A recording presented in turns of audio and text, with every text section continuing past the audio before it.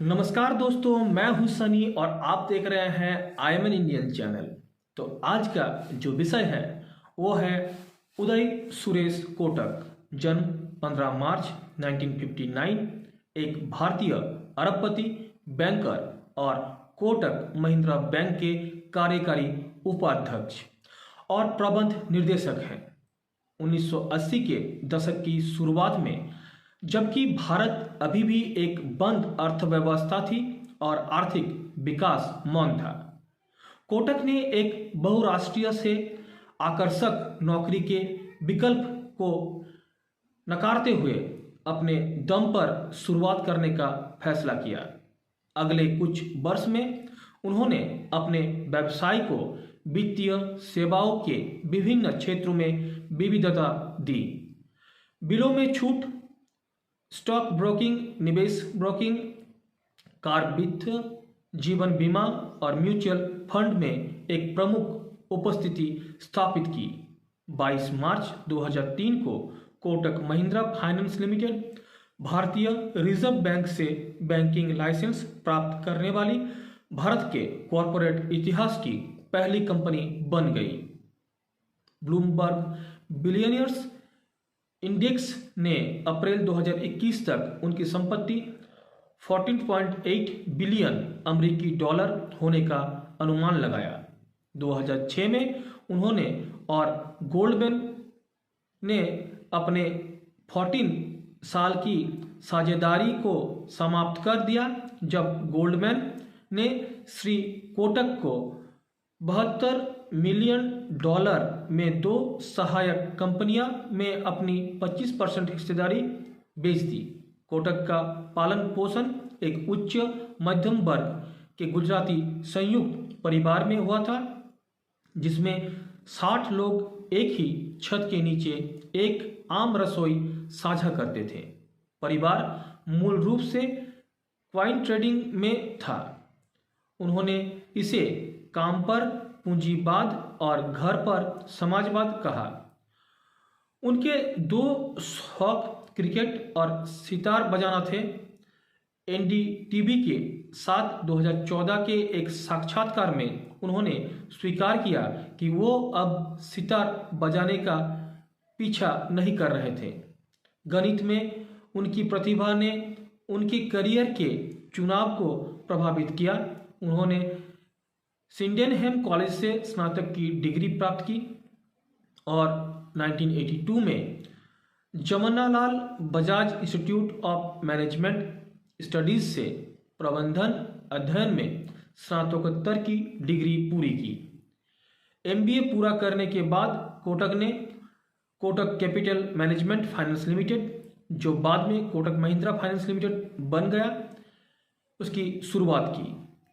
परिवार और दोस्त से उधार ली गई 80,000 अमेरिकी डॉलर से कम की शुरुआती पूंजी से उन्होंने एक बिल डिस्काउंटिंग स्टार्टअप की 19 बिलियन अमेरिकी डॉलर की संपत्ति के साथ एक वित्तीय सेवा समूह में परिवर्तित कर दिया और दूसरा सबसे बड़ा अनुसूचित वाणिज्यिक बैंक 1250 से अधिक शाखाओं के साथ भारत में बाजार पूंजीकरण कर रही है।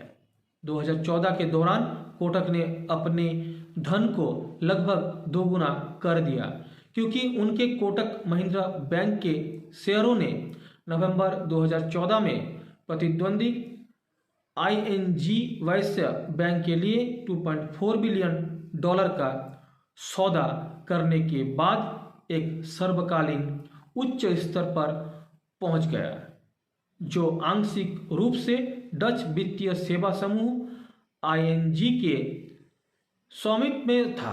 2015 में कोटक सामान्य बीमा व्यवसाय में प्रवेश करता है और एक छोटे से भुगतान बैंक को शुरू करने के लिए टेलीकॉम मैग्नेट सुनील मित्तल की भारतीय एयरटेल के साथ साझेदारी कर रहा है।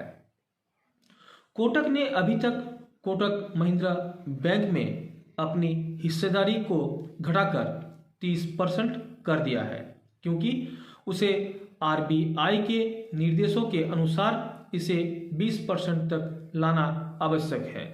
अगस्त 2019 में उन्हें 27 लाख रुपया के मासिक वेतन के साथ किसी भी भारतीय बैंक के सबसे अधिक वेतन पाने वाले सीईओ में से एक बताया गया। उन्होंने वर्ष 2020 से 21 के लिए भारतीय उद्योग परिसंघ CII के अध्यक्ष का पदभार संभाला। सम्मान और पुरस्कार इस प्रकार रहा।